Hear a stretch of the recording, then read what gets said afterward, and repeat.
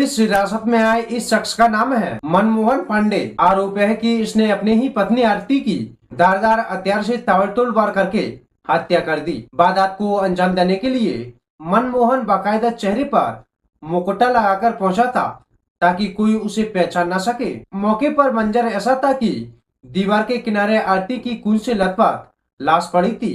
पास ही उसका प्रेमी ब्रजदीप रो रहा था और कुछ ही दूरी पर खुद कातिल पति घायल हालत में पड़ा था।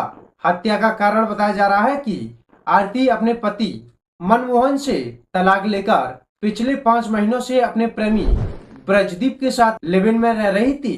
आखिर क्यों ये कस्ता खेलता परिवार शमशान बन गया, चलिए जानते हैं आज के इस खौफनाक केस को। कहानी शुरू होती है रेती मोहल्ले से।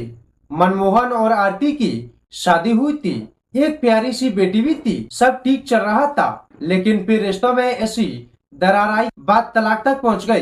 तलाक के बाद आरती अपने पति और बच्चों को छोड़कर ब्रजदीप नाम के युवक के साथ रहने लगी। पिछले 4-5 महीने से दोनों लिव इन रिलेशनशिप में रह रहे थे और शादी के सपने देख रहे थे। लेकिन उधर मनमोहन के अंदर बदले की आग सुलझ रही थी।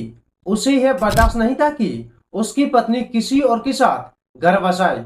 वारदात वाले दिन मनमोहन ने किसी शातिर अपराधी की तरह प्लानिंग की। पहचान छुपाने के लिए चेहरे पर मुकुटा लगाया और सीधा आरती के किराए के कमरे पर पहुंच गया। सुबह का वक्त था। जैसे ही दरवाजा खोला, मुकुटा पहने मनमोहन ने बिना कुछ कहे धारदार हथियार से आरती पर ताबड़तोड़ वार करना शुरू कर दिया। आरती की चीखें निकली तो प्रेमी ब्रजदीप उसे बचाने दौड़ा। दोनों के बीच खूनी संघर्ष हुआ, हाथापाई हुई।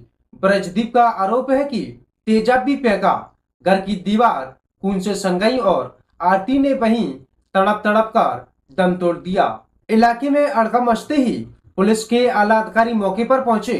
तीनों को तुरंत अस्पताल भेजा गया, जहां डॉक्टरों ने आरती को मृत घोषित कर दिया। पुलिस की शुरुआती जांच में पता चला कि यह मामला सीधे तौर पर साजिश का है। पुलिस ने मौके से वो मुकुटा और हथियार बरामद करने की कोशिश की जिससे इस अपराध को अंजाम दिया गया। अधिकारियों का कहना है कि आरोपी मनमोहन ने पूरी तैयारी के साथ हमला किया था ताकि कोई उसे पहचान न सके।